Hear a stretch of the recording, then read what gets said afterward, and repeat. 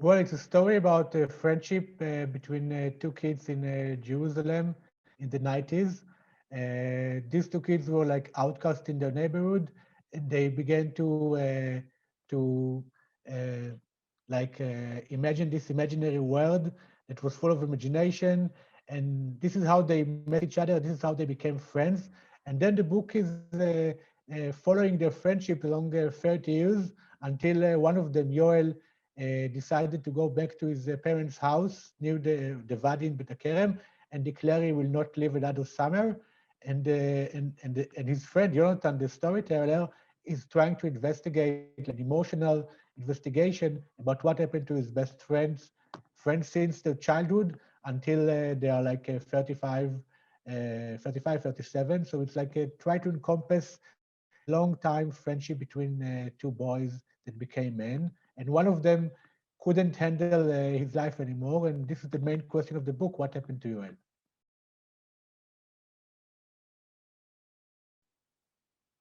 Well, Uri was a very close friend of mine since I was very young.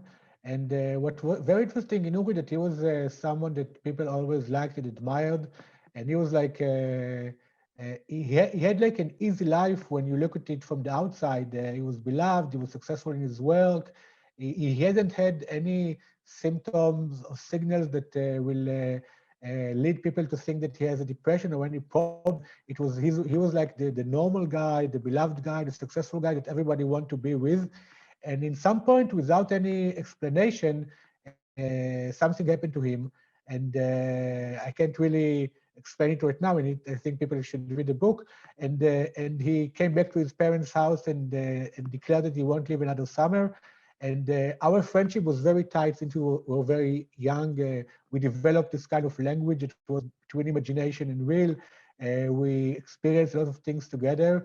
He was like, in a way, was like my soulmate. And this loss is was very substantial to me because it's someone that you know that it's part of my life in a very deep way. It's someone that knows everything about me. I know everything about him. So it's kind of a symbiotic relationship that was it was going on for a long time. And then his death, but also his disease in a way, his mental disease, is starting to separate between us. And the book tried to investigate what happened to Uri, Yonatan, investigate what happened to Uri, but it's something that was very significant part of my life. This was my best friend since I was like 7, and every time that people ask me who is my best friend, the question was obvious. And also the book tried to investigate this concept of friendship. And what does it mean when you have this best friend? Is it real? Is it always real? Is the concept of best friend is really can you really know what's going on inside his consciousness? And I think it's a very interesting question because no one can really understand the other person, even if he's very close to him and he thinks that he knows him very much. This is a bridge between people that will always be. And the book tried to break this bridge and try to understand it from the inside.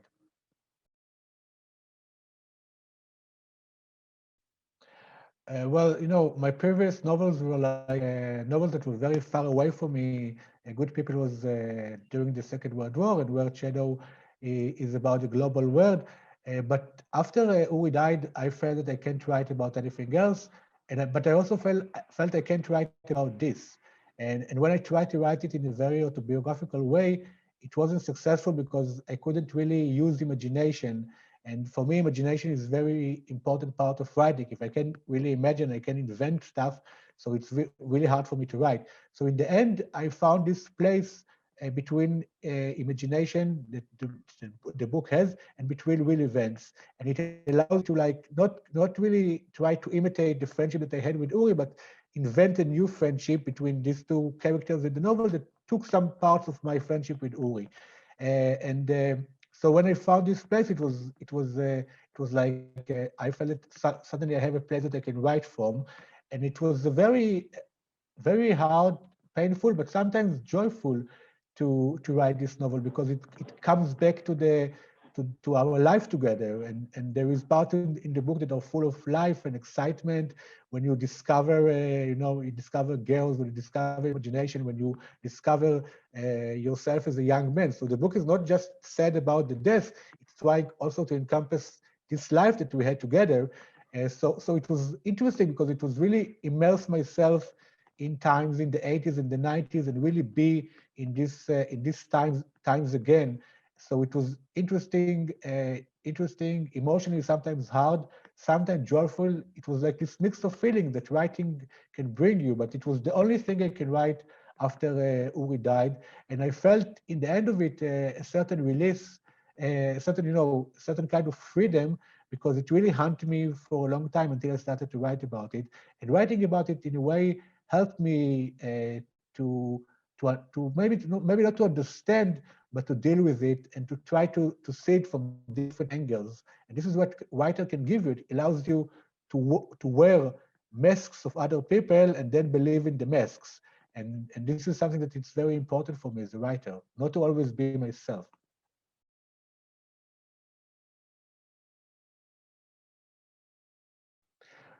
Yeah, I think it's true because there is a certain point when these two friends, when they are young in Betakerem and they have these enemies from the high towers, that that they have only themselves. It's just the two of them. There is no really real family. There is no really other connection. It's just both of them in the world, hanging on to each other.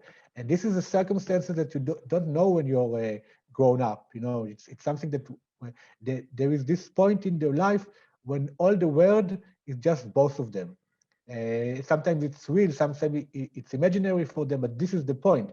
And I think that as you grow up, and this is what is very difficult for both of them, you try to get out of this imaginary world where they were both of them like controlled it in a way and set up the rules. And then they encounter the real world with all the people and all the and career and questions and what you're going to do with your life. And this is what's very hard for them. It's like to let go. So I think it's this kind of friendship. It's very is always something that connected to childhood. But also I think that the book tried to also encompass the way that they try to grow up. They try to get out of there. They try sometimes to escape Beta Kerem. They try to escape their past. They try to create themselves as new people. And for one of them, it's more successful because you can write about it in a way. You can write about the past and try to with this writing it is trying to escape from the ghost. But from the other one, it doesn't have this writing. He can't really process what happened to them in childhood. And this is why he surrenders to the childhood in a certain point and goes back to this neighborhood to be close to their childhood. So I think this kind of friendship is only something that you can see with children or in the adolescence time. But the main question of the book is why it was so difficult for them to grow up and to become men.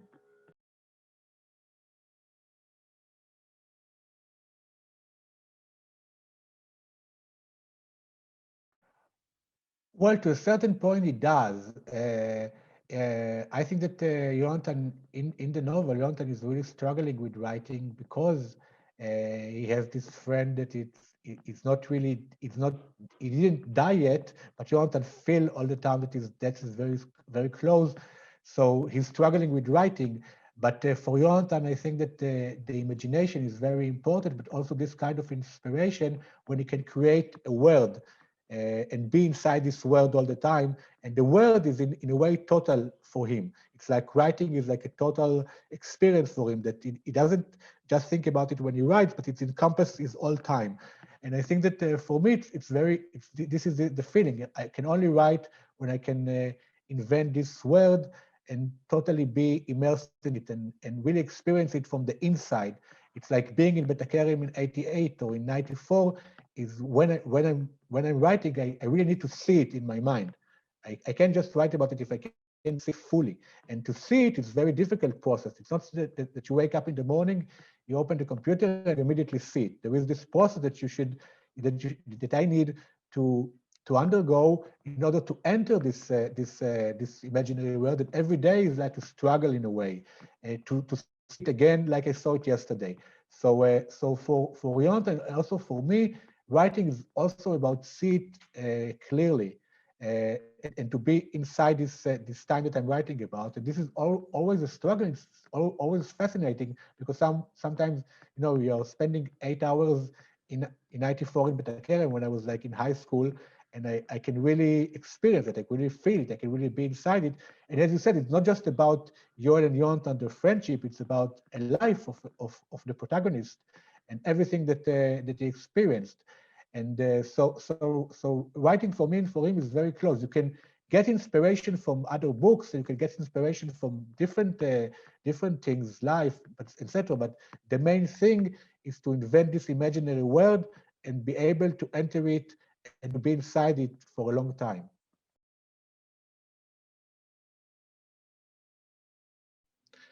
Well, this is something that is important in the book because many people saw the relationship between Yonatan and his mother as even sometimes more important than between Yonatan and Yoel. Uh, I think that the mother in the book is very close to my mother. She died when I was 18, and she got sick when I was 15. So it's right in these years that you are experience all these feelings and all these wild feelings that you have as a boy that grew up. And always there is this notion in our relationship that there was this golden time when I was like her beloved child, and we did everything together. And this golden era was always when I was very, very young, like 3 or 5. But she was talking about it all the time and like convinced me that it was really true. And I think it was true for her. And for her, there was this certain feeling of betrayal, and the betrayal was the boy that I became to be. And this boy wasn't like his mother boy. He was like a different boy than she expected, or my other siblings, and we grew apart all the time.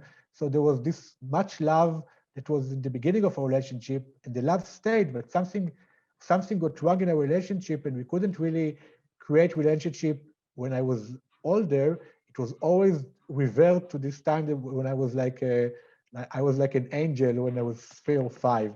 And I think that when she got sick, I understood that we don't have really a lot of time to understand each other. And she always said that one day she will tell me everything that I will understand, and this is something that didn't happen. So actually, I really got to know my mother from her childhood and through her life after she died.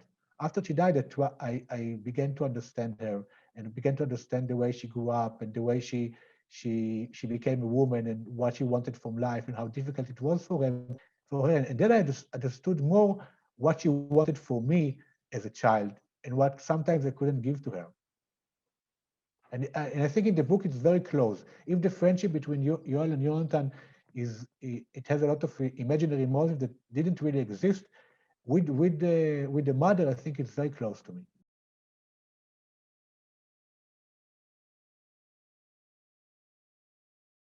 So Jessica, the translator of the novel, she won the Booker Prize with David Grossman in 2017. So she's an excellent translator, and actually she grew up in Betakerem, so she knew the neighborhood very well. So when I'm writing about Betakerem, suddenly I have a translator that can tell me that the trees in this street weren't as high as I'm writing in the novel, and she also knew the atmosphere of Betakerem, the people of Betakerem. So she was very close to the novel, and she really loved him from the beginning.